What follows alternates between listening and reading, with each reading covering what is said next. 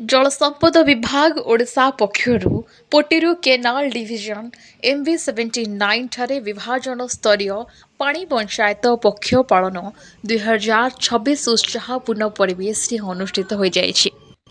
ଏହି ଅବସରରେ ମୁଖ୍ୟ ଅତିଥି ଭାବେ ବ୍ଲକ ଅଧ୍ୟକ୍ଷା ଶ୍ରୀମତୀ ସୁବାସିନୀ ସୋଢ଼ି ଓ ସମ୍ମାନିତ ଅତିଥି ଭାବେ ଶ୍ରୀ ସ୍ୱପନ କୁମାର ଯୋଗ ଦେଇଥିଲେ।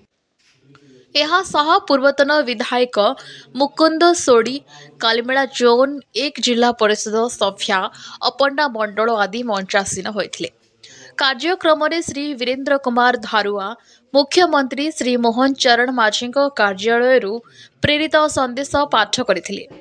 ଏହି ଅବସରରେ ଦକ୍ଷିଣ କେନାଲ ଉପଖଣ୍ଡର ସହକାରୀ ନିର୍ବାହୀ ଯନ୍ତ୍ରୀ ସୁନିତା ପ୍ରଧାନୀ ଉପସ୍ଥିତମାନଙ୍କୁ ଜଳ ସଂରକ୍ଷଣ ଓ ସଠିକ୍ ବ୍ୟବହାର ସମ୍ପର୍କରେ ସାମୂହିକ ଶପଥ ପାଠ କରାଇଥିଲେ।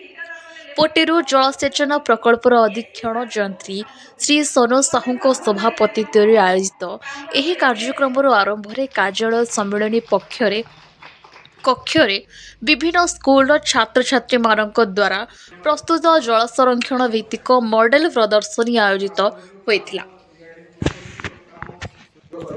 ଏହି ଅବସରରେ ପ୍ରବନ୍ଧ ପ୍ରତିଯୋଗିତାରେ ମନସ୍ୱିନୀ ସେଠୀ, ପଡ଼ିଆ ସୋଢ଼ି, କୃଷ୍ଣ ଘୋଷ, ବକ୍ତୃତାରେ ପ୍ରତୀକ୍ଷା ପ୍ରିୟଦର୍ଶିନୀ ପ୍ରଧାନ, କଳ୍ପନା ଚୌଧୁରୀ, ଜୟନ୍ତ ମଣ୍ଡଳ, କୁଇଜରେ ଅମୃତା ପଣ୍ଡା, ଜଗଦୀଶ ମାଢ଼ି, ନିଶା ଦାସ, ଚିତ୍ରାଙ୍କନରେ ପଦ୍ମା ସୋଢ଼ି, ରାଜ ଅଧିକାରୀ, ସୁଣୀ ରାୟ ଏବଂ ମଡେଲ ପ୍ରତିଯୋଗିତାରେ ପ୍ରତୀକ୍ଷା ପ୍ରିୟଦର୍ଶିନୀ ପ୍ରଧାନ, ମାଧବ ମଣ୍ଡଳ ଓ ସୁନିତା ମାଡ଼କାମି ଆଦି କୃତୀ ଛାତ୍ରଛାତ୍ରୀମାନଙ୍କୁ ମାନପତ୍ର ସହ ଅର୍ଥ ରାଶି ପ୍ରଦାନ କରାଯାଇଥିଲା।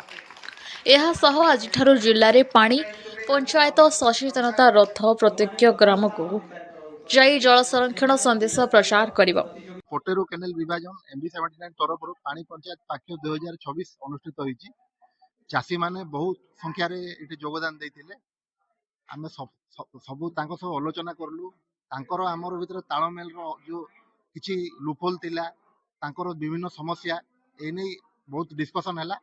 ଆଉ ତାଙ୍କୁ ଆମେ ରିକ୍ୱେଷ୍ଟ କରିଛୁ ସେମାନେ ଆମକୁ ତାଙ୍କର ଯାହା ଅସୁବିଧା କୁହନ୍ତୁ, ଆଉ ଆମେ ମଧ୍ୟ ଯାହା ଫଳରେ ଆମକୁ କେନାଲଟା ସୁପରିଚାଳନା କରିବା ପାଇଁ ଆମକୁ ଇଜି ହବ। ଆଉ ଏଇ ହିସାବରେ ଆମେ ତାଙ୍କୁ ବୁଝା ହେଇଛି। ଆଉ ଆମେ ଆଶା କରୁଛୁ ସେବେ ଫିଲ୍ଡରେ ସେମାନେ ସେଇ ଜିନିଷକୁ ଲାଗୁ କରିବେ। ଧନ୍ୟବାଦ।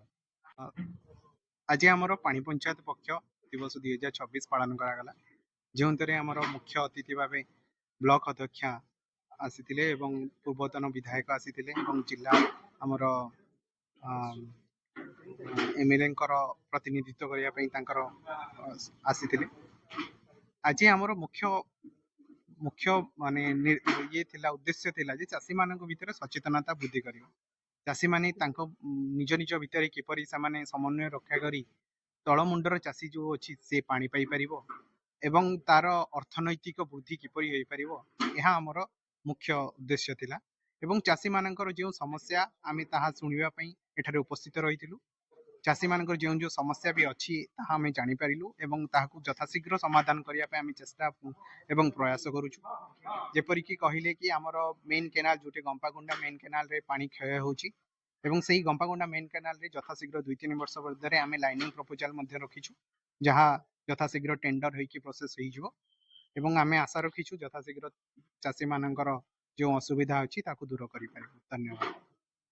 ବିଷୟ ଗୋଟେ ଆମର MV79 ଆମର ଯେଉଁ ଏରିଗେସନ ଉପରେ ଆଜି ପକ୍ଷପାତ ହେଇଥିଲା 2025-26 ଆମର ଯେଉଁ ପାଣି ପଞ୍ଚାୟତର ଚାଷୀ ଭାଇମାନେ ଆସିଥିଲେ, ଆମର ପଡ଼ିଆ ବ୍ଲକର କିଛି ଆମର କାଲିମାର ବ୍ଲକର କିଛି ଅଂଶ ଲୋକ ଯେଉଁ ଆଲୋଚନା ସମସ୍ତଙ୍କ ଗୋଟେ ଆଲୋଚନା କ'ଣ ଚାଷୀ ଭାଇମାନଙ୍କର ଆମର ପାଣିର କିଛି ସମସ୍ୟା ଅଛି, ମାନେ ଯେଉଁଟାକି ମେନ୍ କେନାଲରେ ପାଣି ଆସୁଛି କିନ୍ତୁ ସାଇଡ୍ କେନାଲ ଆମର ଯେଉଁ ମାଇନର କେନାଲରେ ପ୍ରୋବ୍ଲେମ୍ ହେଉଛି। ତେଣୁକରି ଏଇଟା ଆମର ମେନ୍ କେନାଲଟା ଲାଇନିଂ ହେଇକି ଆସିବ, ସାଇଡ୍ କେନାଲ ନିଶ୍ଚୟ ପାଣି ଆଉ ସମସ୍ତ ଲାଇନ୍ କଲେ ଆମେ ପାଣି ପାଇପାରିବୁ। ଉପର ମୁଣ୍ଡଟା ପାଇବୁ, ତଳ ମୁଣ୍ଡଟା ବି ପାଇବୁ। ତେଣୁ ଚାଷୀମାନଙ୍କ ପ୍ରଥମ ଦାବି ଏଇଟା, ଆମେ ଯଦି ଚାଷ କରୁ ଆମର ଧାନ ବିକି ପାରିବୁ ନା, ମାଣ୍ଡିଆ ବିକି ପାରିବୁ ନା, କି ଚିନାବାଦାମ ବିକି ପାରିବୁ। ତେଣୁକୁ ଆ ପାଇଁ କିଛି ସରକାରଙ୍କୁ ଅନୁରୋଧ କରାହେଉଛି, ଆଉ ଟିକେ ତ୍ୱରାନ୍ୱିତ କରିକି ଆଗକୁ ବଢ଼ାନ୍ତୁ। ଜୟ ଜଗନ୍ନାଥ। ଆଜି ପାଣି ପଞ୍ଚାୟତର ପକ୍ଷ ପାଳନ ହେଇଥିଲା। ଏଥିରେ ଆମ 7 ଏରିଆର ସବୁ ପାଣି ପଞ୍ଚାୟତ ବନ୍ଧୁମାନେ ଆସିଥିଲେ, ସାର୍ମାନେ ଥିଲେ। ସେଥିରେ ଯାହା ହଉ ପାଣି ପଞ୍ଚାୟତର जो भाई मैंने आसते चाषी भाई मैंने आसते भल मंद बुझाबुझी है सार मैंने प्रतिश्रुति देले जे आपण मन जो सुविधा असुविधा अच्छी एगुड़ आम अक्षर अक्षर पालन करूँ आदि कार किसी असुविधा अच्छी से आमको एप्लिकेशन आगे जनातु आम नलेज दिंतु आम सुधार कर चेष्टा करूँ।